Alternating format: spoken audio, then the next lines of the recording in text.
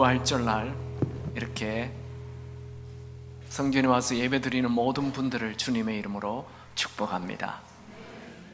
인터넷으로 또 예배드리는 분들에게도 하나님의 은혜가 임하게 되기 바랍니다. 오늘은 부활하신 예수를 믿는 것보다 더 큰 희망은 없다, 이런 제목으로 말씀 나누겠습니다. 여러분, 하나님이 만드신 창조 세계는 완벽하였는데 인간들이 죄를 지음으로 이 세상은 타락하고 사망이 들어왔습니다. 우리 귀에 들리는 소리는 희망보다 절망적인 소식이 더 많죠. 전쟁, 범죄, 인종차별, 빈곤, 분노, 기근과 역병, 아동학대, 부정부패, 이런 결론은 사망입니다.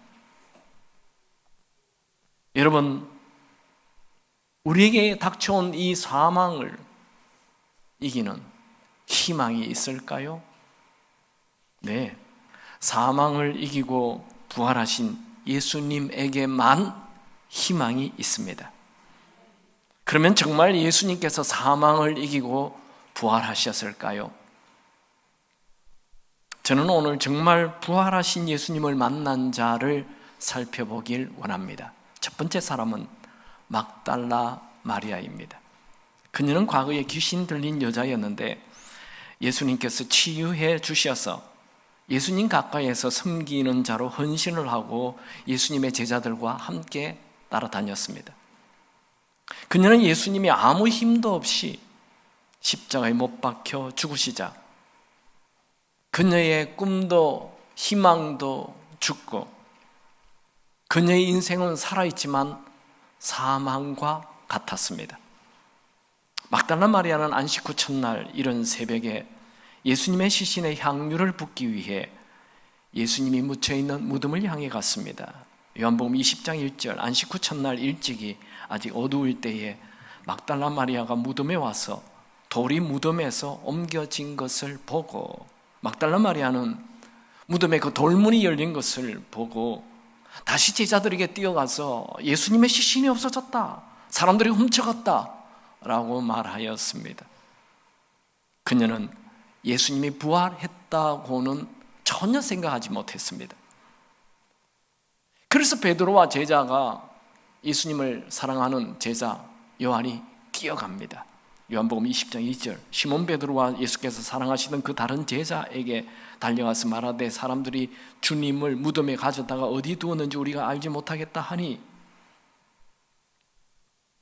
요한복음 20장 6절에서 8절, 시몬 베드로는 따라와서 무덤에 들어가 보니 세마포가 놓였고 또 머리에 샀던 수건은 세마포와 함께 놓이지 않고 딴 곳에 샀던 대로 놓여 있더라. 그때야 무덤에 먼저 들어갔던 다른 제자도 들어가 보고 믿더라. 베드로와 요한이 무덤에 갔는데 젊은 요한이 먼저 도착했어요. 그래서 안에 들어가지 않고 형 베드로가 올 때까지 기다렸다가 베드로가 먼저 들어가게 합니다. 베드로가 들어갔어요. 들어가 보니까 참 좀 예수님의 시신은 없는데 예수님의 시신을 감쌌던 세마포의 모양이 특이해요. 이렇게 예수님 몸을 감쌌던 세마포들은 그대로 있고, 그리고 세마포와 몸과 머리가 분리되어 있어요. 머리는 감았던 것이 풀려서 잘 개켜져 있어요.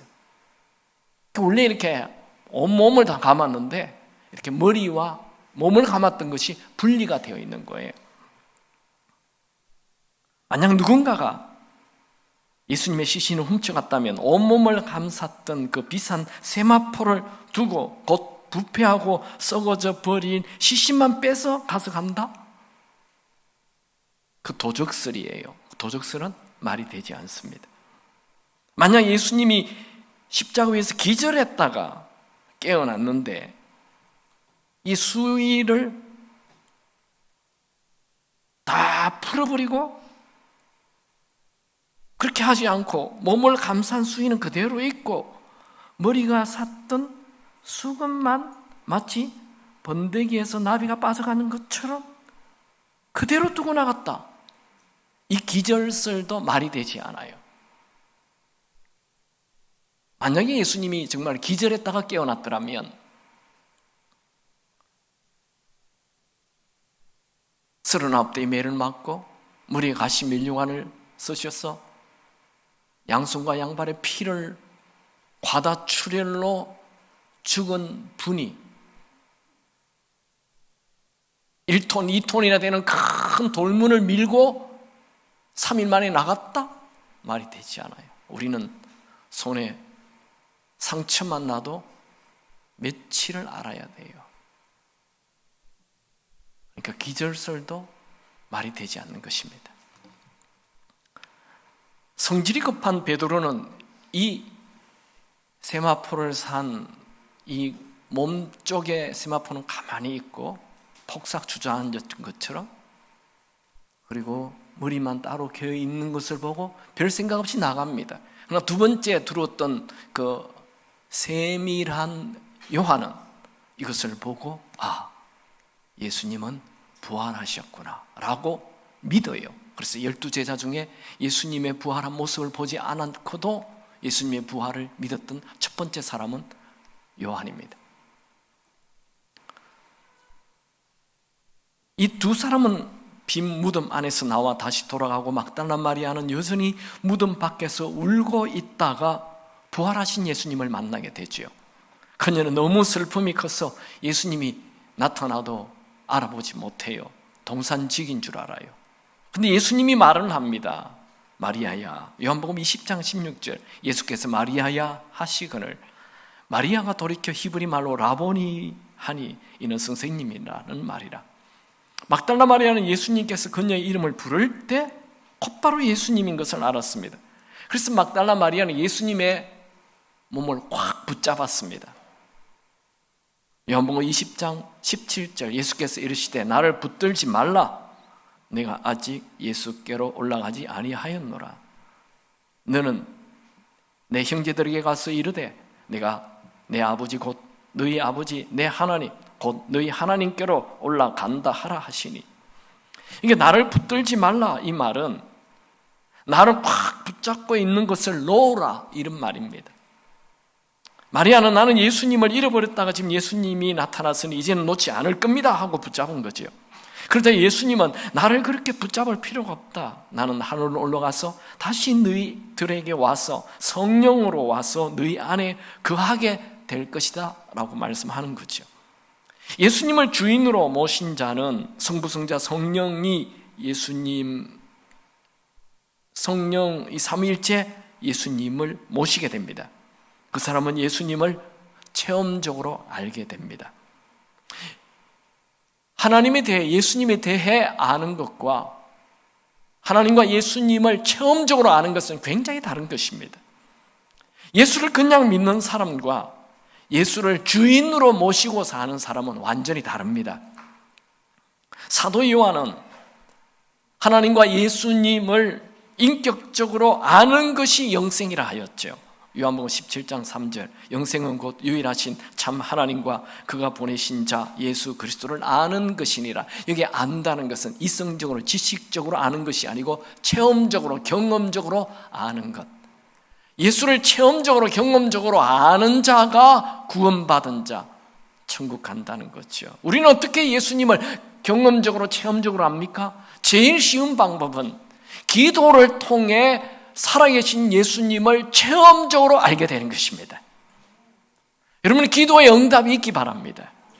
기도를 통해 예수님을 체험적으로 경험하시기 바랍니다. 언젠가 타임지 표지에 신은 죽었다 커다랗게 실렸습니다.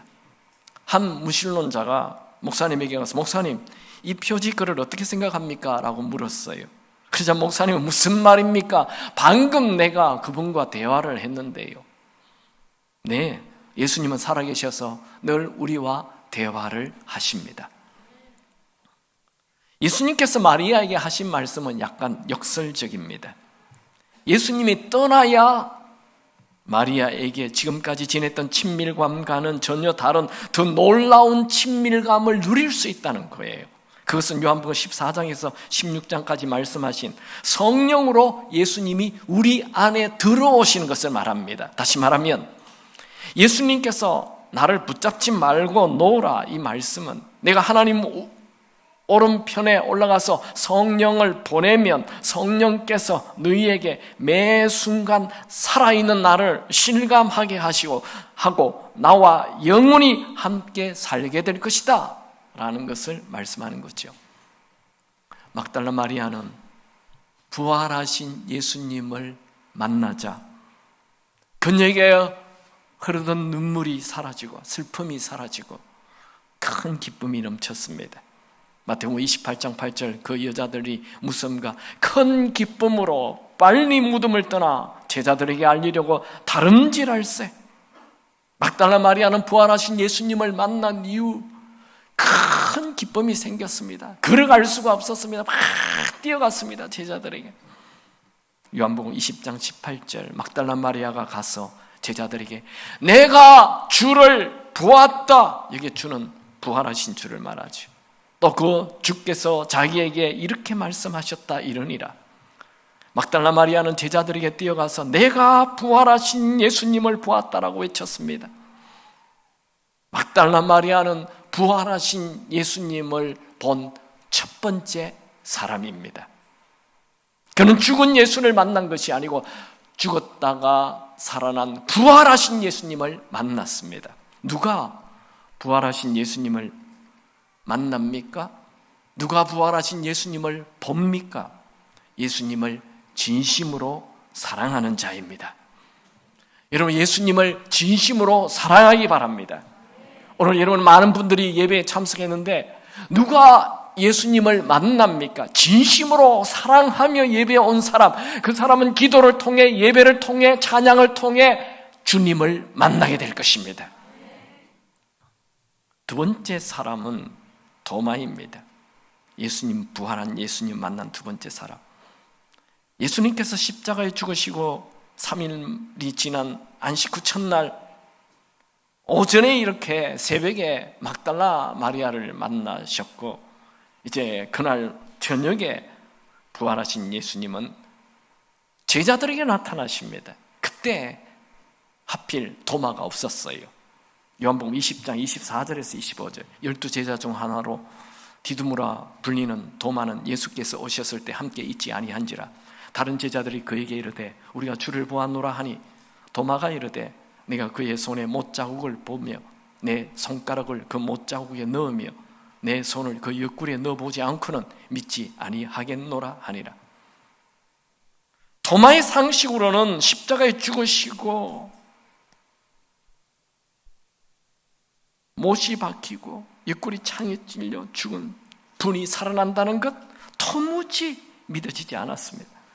그래서 그는 자기 눈앞에 부활하신 예수님이 나타났다 해도 그분의 못자국과 창자국을 만져보지 아니하면 믿지 않겠노라 그렇게 말했어요. 우리 교회 다니는 분들 중에도 그런 분들이 있죠. 나는 내 눈앞에 예수님이 나타나지 아니하면 안 믿겠다 이런 분들 도마의 후예들입니다. 도마는 분명 예수님을 존경하고 사랑하는 제자입니다. 그러나 그는 십자가에 죽은 예수가 살아있다는 것은 그런 말을 하는 것은 희망 고문일 뿐이야. 괜한 말도 되지 않는 희망 얘기하지 마 그랬습니다. 근데 도마가 참 잘한 게 하나 있어요. 그것은 그렇게 의심을 했다 해도 12제자 무리 안에 계속 있었다는 것입니다. 그는 비록 예수님의 부활을 의심했지만 예수를 믿는 제자의 무리를 떠나지 않았습니다. 여러분, 예수님은 교회에 와 있는 사람 한 사람이라도 포기하지 않습니다. 그 사람의 아내를 따라왔던 억지로 왔던 어쨌든 교회에 와 있는 자는 예수님은 포기하지 않습니다. 예수님께서 또다시 제자들에게 나타난 것은 의심 많은 도마 한 사람에게 믿음을 주기 위해서 또다시 나타납니다. 여덟이가 지난 이후 예수님은 제자들에게 평강이 있을지어다 말씀하시고 곧바로 도마에게 말씀하십니다. 요한복음 20장 27절 도마에게 이르시되 내 손가락을 이리 내밀어 내 손을 보고 너의 손을 내밀어 내 옆구리에 넣어보라. 그리하여 믿음 없는 자가 되지 말고 믿는 자가 되라. 도마는 깜짝 놀랐습니다. 일주일 전에 자기가 한 말을 예수님이 다 알고 계셨어요. 그것은 도마는 몰랐지만 도마 곁에 예수님이 계셨다는 것입니다. 도마는 자신이 다른 제자들에게 한 말을 지금 예수님이 똑같이 하시는 것을 보고 그 앞에 엎드렸습니다. 그리고 곧바로 도마는 위대한 고백을 하죠. 요한복음 20장 28절 도마가 대답하여 이르되 나의 주님이시요 나의 하나님이시니이다. 도마는 과거에 예수님께서 기적을 일으키고 놀라운 말씀을 할 때 그냥 뛰어난 랍비거나 뛰어난 선지자로만 생각했습니다. 그러나 지금 예수님이 완전히 십자가에 죽으시고 다시 살아나는 이 부활을 보자 예수님을 선생이나 선지자로 생각하지 않고 나의 주, 나의 하나님으로 믿었습니다. 그는 자기 생각, 그 말도 안 돼. 죽었다가 산다는 거 말도 안 돼. 라는 이 자기 생각, 자기 고집, 자기 주장을 다 버렸어요. 그리고 이제 예수님을 주인으로, 자기 인생의 주인으로 모셨습니다. 예수님은 그때 도마에게 너는 나를 보고 믿느냐? 보지 않고 믿는 자가 더 복되다. 요한복음 20장 29절 예수께서 이르시되 너는 나를 본고로 믿느냐? 보지 못하고 믿는 자들은 복되도다 하시니라. 여러분, 예수님은 부활하셔서 지금 살아 계시고 우리 곁에 늘 계십니다. 예수님은 부활하셔서 지금 살아계셔서 우리의 앉는 것과 일어서는 것과 우리의 생각하는 것조차도 다 아십니다. 예수님은 우리가 부활하여 지금 살아계신 것을 믿는 자가 되길 원하십니다. 여러분 중에 예수님 진짜 살아계신가? 안 계신가? 의심하느라 시간을 다 낭비하는 자 되지 않기 바랍니다. 여러분, 기도를 할 때 근성으로 기도하지 말고 정말 지금 살아계시는 예수님을 믿고 기도하시기 바랍니다. 예수님은 믿는 자에게 응답하시고 믿는 자에게 역사하시고 믿는 자에게 은혜 베풀어 주십니다. 예수님은 도마에게 믿음 없는 자가 되지 말고 믿는 자가 되라 말씀하였죠. 예수님은 도마에게 믿는 자가 되라 부탁한 것이 아니고 믿는 자가 되라 명령하셨습니다. 늘 언제나 늘 가까이 내 곁에 계시는 분, 내가 항상 주님 그 품에 거하게 하소서. 의심 많았던 도마는 부활하신 예수님을 주인으로 모신 이후 그의 인생은 완전히 달라집니다. 그는 부활하신 예수님을 만나자 이 부활은 희망 고문이 아니라 부활하신 주님은 그의 인생의 진짜 희망이 되었습니다. 예수님이 내 삶의 주인이 되는 순간 예수님이 가지신 것 다 우리도 가지게 됩니다. 고린도후서 6장 10절 근심하는 자 같으나 항상 기뻐하고 가난한 자 같으나 많은 사람을 부유하게 하고 아무것도 없는 자 같으나 모든 것을 가진 자로다. 우리 한번 복창합시다. 나는 모든 것을 가진 자다. 왜요? 우리 안에 부활하신 예수님이 계시기 때문이죠. 여러분, 부활하여 살아계신 예수님을 믿는 것보다 더 큰 희망은 없습니다. 부활하여 살아계신 예수님을 믿는 자는 다윗이 고백한 저녁에 울음이 깃들지라도 아침에 기쁨이 오리로다 라는 말씀을 실제로 누리게 될 것입니다. 세 번째 사람은 사도 바울입니다. 그는 유대인으로 태어났죠. 원래 그의 이름은 사울이었습니다. 그는 아버지의 도움으로 로마 시민권을 가질 수 있는 금수저로 태어났습니다. 그는 당대 최고의 학자 가말리엘 랍비 밑에서 공부를 하였고 유대인들의 로망인 바리새인이 되었습니다. 그는 최근에 십자가에 못 박혀 죽은 예수를 하나님의 아들이라 하며 그에게 예배를 하는 무리들이 있다는 말을 들었어요. 로마인들과 달리 이 유대인들은 인간이 신이 된다, 이는 있을 수 없는 일이고 더더욱 하나님에게 아들이 있다라는 말, 정말 경악할 말입니다. 이런 말은 신성 모독 정도가 아니라 미친 소리입니다. 그는 예수를 하나님의 아들로 믿는 무리들을 향한 분노가 생겼습니다. 예수는 하나님의 아들로 믿고 그를 경배, 예배한다는 거예요. 예배는 하나님에게만 해야 되는데, 그래서 그는 스데반 집사, 초대교회 스데반 집사를 돌로 쳐 죽이는 주동자가 되고, 그는 성경을 잘 알아요. 율법을 가리키는 바리새인이지만 그의 마음 안에는 하나님의 사랑은 하나도 없고 분노, 살기가 가득하였습니다. 그는 어두움 자체였습니다. 사도행전 9장 1절 2절을 보면 사울이 주의 제자들에 대하여 여전히 위협과 살기가 등등하여 대제사장에게 가서 다메섹 여러 회당에 가져갈 공문을 청하니 이는 만일 그 도를 따르는 사람을 만나면, 즉 예수 믿는 사람을 만나면 남녀를 막론하고 결박하여 예루살렘으로 끌어잡아오려 함이라. 사울은 대제사장에게 가서 예수 믿는 자들을 체포하는 공문서를 받았어요. 그리고 예루살렘에서 약 240km 정도 떨어진 다메섹으로 갑니다. 그곳에 예수 믿는 사람들이 있다는 말을 들었죠.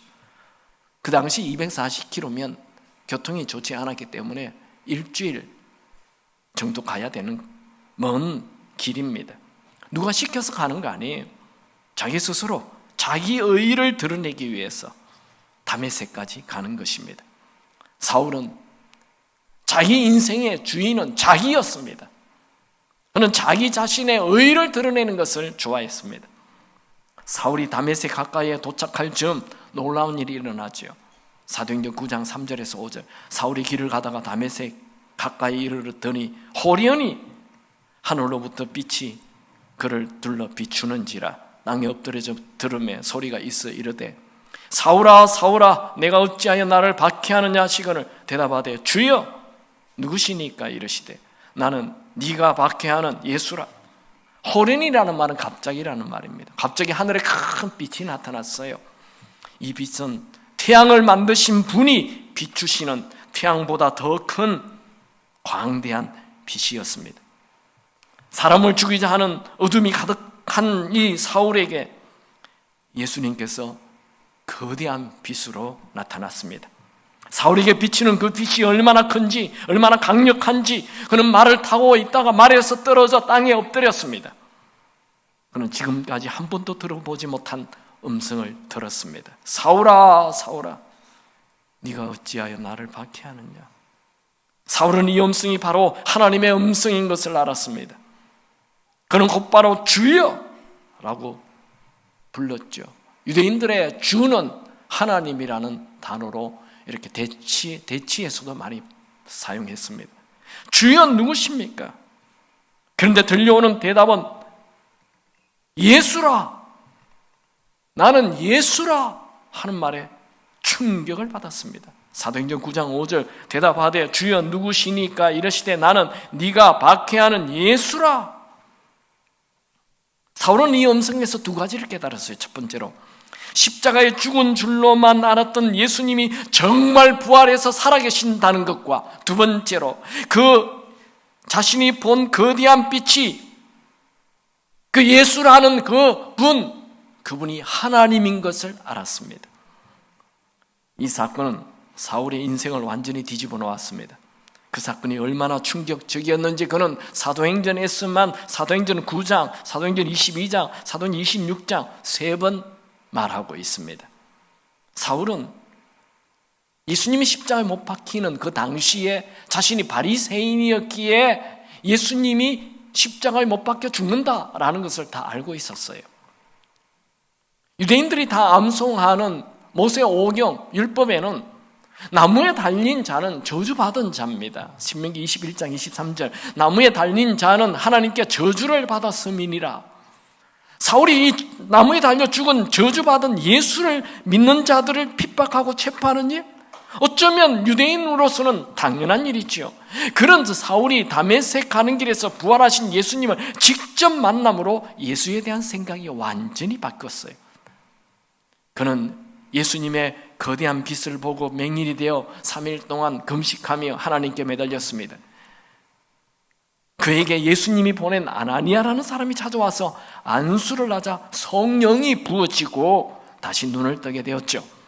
사도행전 9장 17절 18절, 아나니아가 떠나 그 집에 들어가서 그에게 안수하여 이르되 형제 사울아, 주 곧 네가 오는 길에서 나타났던 예수께서 나를 보내어 너로 다시 보게 하시고 성령으로 충만하게 하신다 하니 즉시 사울의 눈에서 비늘 같은 것이 벗겨져 다시 보게 된지라. 일어나 세례를 받고. 사도 바울은 부활하여 살아계신 예수님을 만난 뒤 성경을 가르치는 바리새인으로서는 절대로 할 수 없는 말을 하였습니다. 그 말은 예수님이 하나님의 아들이라는 거예요. 사도행전 9장 20절, 즉시로 각 회당에서 예수가 하나님의 아들이심을 전파하니, 바울이 나무 십자가에 달려 저주받은 예수님을 단번에 하나님의 아들이라고 말한 이유는 예수님이 부활했기 때문입니다. 로마서 1장 4절, 성결의 영으로 죽은 자들 가운데서 부활하사 능력으로 하나님의 아들로 선포되었으니 곧 우리 주 예수 그리스도시라.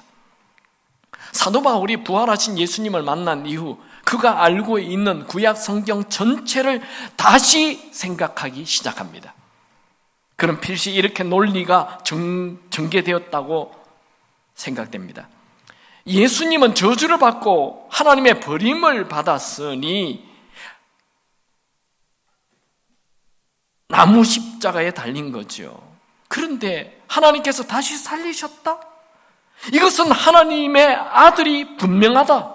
그렇다면 예수님께서 저주받은 것은 뭔가 타인을 위한 것일 수밖에 없다. 혹시 그분이 우리 인간들의 모든 죄를 대신해서 저주받은 것은 아닐까? 그의 생각에 성령께서 확신을 줍니다. 갈라디아서 3장 10절 13절, 무릇 율법 행위에 속한 자들은 저주 아래에 있나니 기록된 바 누구든지 율법책에 기록된 대로 모든 일을 항상 행하지 아니하는 자는 저주 아래에 있는 자라 하였음이라. 그리스도께서 우리를 위하여 저주를 받은 바 되사 율법의 저주에서 우리를 속량하셨으니 기록된 바 나무에 달린 자마다 저주 아래에 있는 자라 하였음이라. 사도 바울은 예수님이 태어나기 700년 전에 이미 이사야 선지자를 한 말씀이 예수님에게 이루어진 것도 알게 됩니다. 이사야 53장 5절, 그가 찔림은 우리의 허물 때문이요 그가 상함은 우리 죄악 때문이라. 그가 징계를 받음으로 우리가 평화를 누리고 그가 채찍에 맞음으로 우리는 나음을 받았도다. 그는 로마서에서 부활하여 지금 살아계신 예수님이 우리 죄 때문에 대신 죽으시고 우리를 의롭게 하신 메시아임을 알았습니다. 로마서 4장 25절, 예수는 우리가 범한 죄 때문에 내어줌이 되고 또한 우리를 의롭다 하시기 위하여 살아나셨느니라. 그는 바리새인으로, 그가 오랫동안 몇십 년 동안 바리새인으로 날마다 동물 제사를 드려서 죄를 없애려고 하였지만 이 동물의 제사는 꼴랑 1년밖에 죄 문제를 해결하지 못한다는 거 너무 잘 알아요. 매년마다 6월절 날 동물을 잡아서 제사를 드렸거든요. 그런데 예수님이 부활하여 살아나시는 것을 보는 순간, 예수님이 6월절에 어린 양으로 우리 죄를 대신해 줘서 영원히 우리 죄를 없애주는 분으로 알게 되었습니다. 고린도전서 5장 7절, 너희는 누룩 없는 자인데 새 덩어리가 되기 위하여 묵은 누룩을 내버리라. 우리의 유월절 양 곧 그리스도께서 희생되셨느니라. 사도 바울은 부활하여 살아계신 예수님을 통해 아브라함의 후손 하나를 통해 이 땅의 모든 민족이 복을 받을 것이라는 약속이 이루어졌다는 것도 알게 되었습니다. 갈라디아서 3장 14절, 이는 그리스도 예수 안에서 아브라함의 복이 이방인에게 미치게 하고 또 우리로 하여금 믿음으로 말미암아 성령의 약속을 받게 하려 함이라. 사도 바울은 오랫동안 몇십 년 동안 율법을 연구하고 가르쳤지만 이 율법이 자기를 진짜 살리지 못한다는 것 잘 알고 있어요. 이 율법은 죄를 짓지 말라 말은 하지만 죄를 짓는 자기를 도와주지 못하고 죄를 짓는 것을 막지 못한다는 것 알아요. 겉으로 형식적으로 죄를 짓지 않지만 속으로는 어마어마한 죄를 짓고 있다는 것도 알고 있어요. 그런데 이 부활하신 예수님을 만나는 순간 이 성경에 있는 모든 것들이 풀리기 시작하였습니다. 그는 부활하신 예수님이 그렇게 기다리던 메시아임을 알게 되었고 그 예수님을 중심으로 성경을 보니 성경이 확 열렸어요. 성경의 모든 중심이 바로 부활하여 살아계신 예수님이라는 것을 알게 되었습니다. 사도 바울은 부활하여 지금 살아계신 예수님을 통해 성경을 보자 성경이 달리 보였고 자신의 남아있는 인생도 완전히 다른 삶을 살게 되었습니다. 그는 예수님을 하나님의 아들로 전파하고 또 예수님이 내 죄 문제를 해주는 그리스도 구세주임을 전파합니다. 사도행전 9장 22절 사울이 힘을 다 얻어 예수를 그리스도라, 그리스도는 메시아죠, 구세주죠, 그리스도라 증언하여 다메섹에 사는 유대인들을 당혹하게 하니라. 사도 바울은 율법만 아는 자, 즉 하나님에 대해서 아는 자, 지식적으로 이성적으로만 하나님에 대해서 알았는데 이제 예수를 만나자, 예수를 주인으로 모시자, 하나님을 아는 자가 아닌 하나님을 체험하는 자, 하나님을 경험하는 자가 되었습니다. 부활하여 지금 살아계신 예수님을 만나면 하나님에 대해 아는 자가 아닌, 종교인이 아닌 정말 하나님을 체험하는 자가 됩니다. 사도 바울은 깊은 어둠의 동굴에서 빠져나온 자가 되었습니다. 사도 바울은 부활하여 살아계신 예수님을 만난 이후 언제나 희망 넘치는 삶을 살게 되었습니다. 로마서 1장 4절 다시 한 번 더 성결의 영으로 죽은 자들 가운데서 부활하사 능력으로 하나님의 아들로 선포되셨으니 곧 우리 주인 예수 그리스도시니라. 그는 부활하신 예수님을 만난 이후 그 예수님을 하나님의 아들로 자신의 주인으로 모시고 살았습니다. 그래서 사도 바울은 그가 쓴 서신서마다 주 안에, 주 안에, 주 안에서, 그 안에, 그리스도 안에서 라는 표현을 무려 160번이나 기록합니다. 여러분, 예수님을 구세주로 나의 주인으로 모시는 순간 우리는 주 안에 거하는 자가 됩니다. 이것을 신학적으로는 예수님과 연합이라고 말합니다. 사도 바울은 다메섹 도상에서 거대한 빛을 보고 주여 누구시니까? 라고 물었을 때 나는 예수라 이렇게 말씀하지 않고 나는 네가 박해하는 예수라 이렇게 말을 했어요. 아니, 사도 바울은 아직 예수님을 만난 적 없어요. 예수님을 박해한 적 없어요. 그럼 예수 믿는 자들을 박해했지 예수님을 박해한 적 없어요. 그런데 예수님의 대답은 나는 네가 박해하는 예수라. 그 말에서 사도 바울은 깨닫게 됩니다. 예수 믿는 자와 예수가 하나이구나. 예수 믿는 자와 예수는 연합되어 있구나. 이걸 알았어요. 사도 바울은 부활하신 예수님을 만난 이후 완전히 다른 인생을 삽니다. 이런 설교를 하면 꼭 교인들 중에 이런 분이 있어요. 나도 예수님이 하늘에서 한번 확 나타나면 믿겠다. 이런 분 꼭 있어요. 아마 지금도 설교 들으면서 그런 분이 있을 거예요. 그런 분, 예수님, 나도 장님이 되어도 좋으니 한번 확 나타나 주십시오. 그러면 하나님 하실 겁니다. 또 장님이 된다니까 또 그런 건 또 안 하려고 그래요.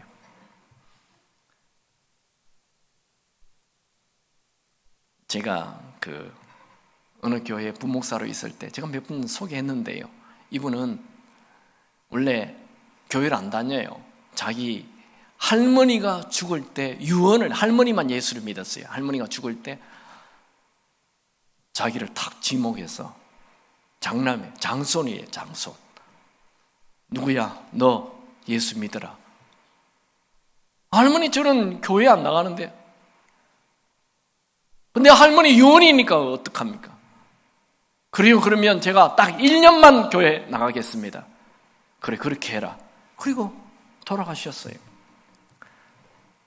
이제 할머니와 약속했으니 매주 주일날 교회 딱 제일 앞자리 와서, 신이시여 살아있으면 나타나십시오. 그렇게 기도를 했대요. 6개월째 되는 날 갑자기 2,000석이 넘는 이 큰 교회 뚜껑이 확 열릴 만큼 큰 소리로 누구야? 라고 불렀어요. 그래서 이분이 예배를 드리다가 앉아있다가 벌떡 일어났어요. 사람들이 보거나 말거나, 네! 주님. 여러분 중에 나는 주님이 확 나타났으면 좋겠다. 네, 기도하세요. 나타날 겁니다.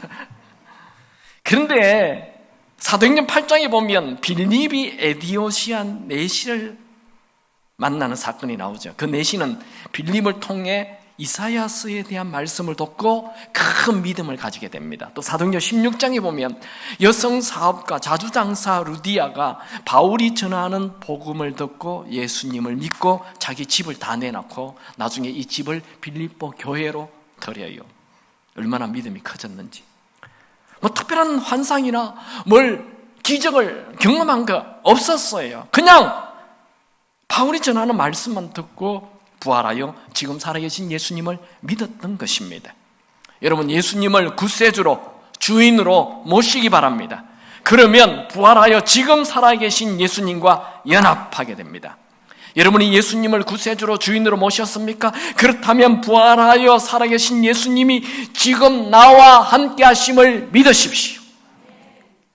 사도 바울은 부활하여 지금 살아계신 예수님을 주로, 그리스도로 모시고 살면 언제나 승리하는 삶을 살도록 하나님께서 하신다 말씀하였죠. 우리 오늘 본문의 말씀 다 같이 읽습니다. 고린도전서 15장 57절 읽죠. 우리 주 예수 그리스도로 말미암아 우리에게 승리를 주시는 하나님께 감사하노니. 이게 우리 주는 나의 주인이란 말이죠. 예수 그리스도라는 말은 구세주. 그러니까 예수를 그리스도로, 주인으로 모시면 하나님이 항상 승리를 주신다는 거죠. 말씀을 정리합니다. 우리가 살펴본 부활의 목격자는 3명입니다. 첫 번째 사람 막달라 마리아는 예수님이 십자가에 죽은 이후 자기의 꿈도 죽고 그는 사는 것이 사망 그 자체였습니다. 그런데 부활하신 예수님을 만난 뒤 기쁨이 넘치고 희망이 넘치는 춤추는 인생을 살았어요. 두 번째 사람 도마는 예수님의 부활은 희망 고문일 뿐이다 하며 그런 말 하지 말라, 그런 얘기를 했다가 부활에 대한 부활하신 예수님을 직접 만난 이후 예수님을 나의 주인으로 모셨습니다.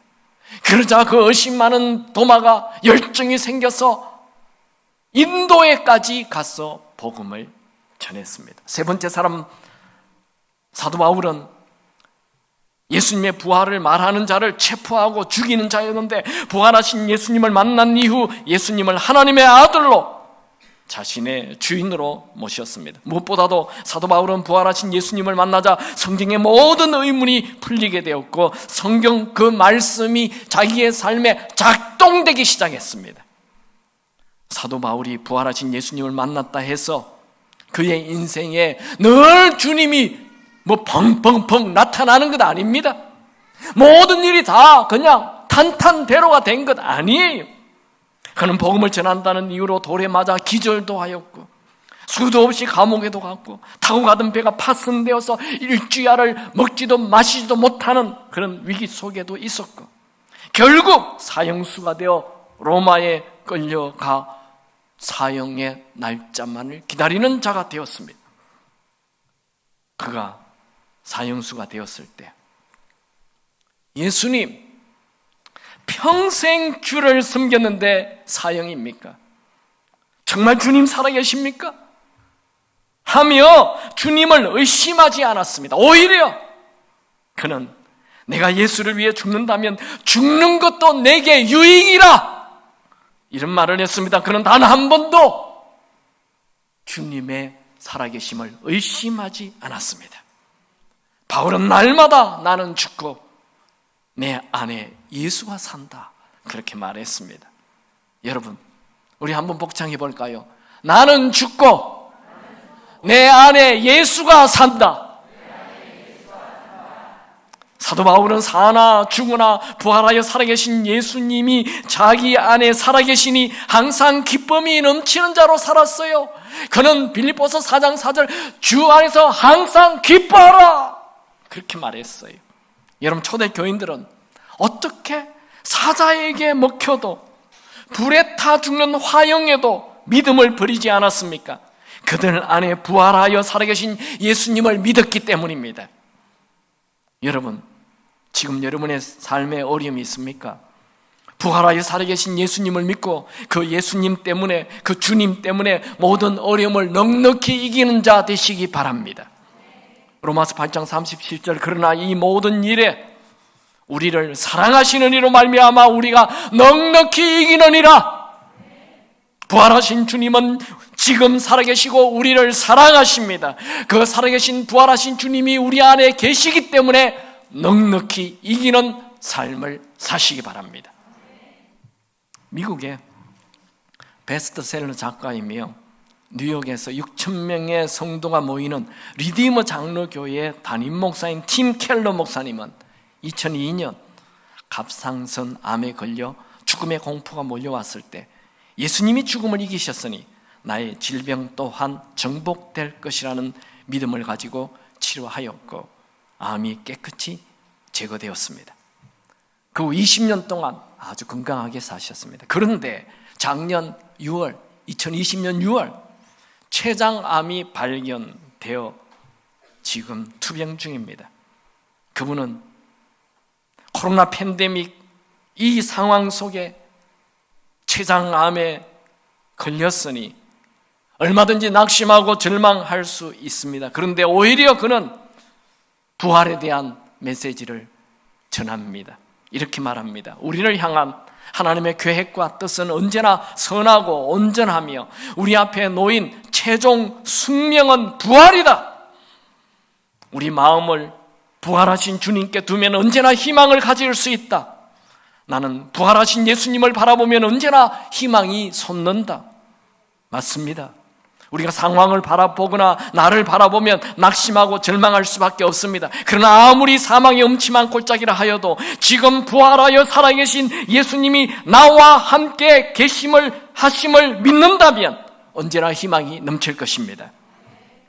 부활하여 지금 살아계신 예수님을 믿는 것보다 더 큰 희망은 없습니다. 제가 지금 목사가 된 지 30년 됐어요. 그러니까 많은 교인들을 만납니다. 가는 데마다 다 교인이지요. 식사를 해도 대부분 교인이고 30년 동안 수많은 교인들을, 예수 믿는 사람들을 만났어요. 두 종류예요.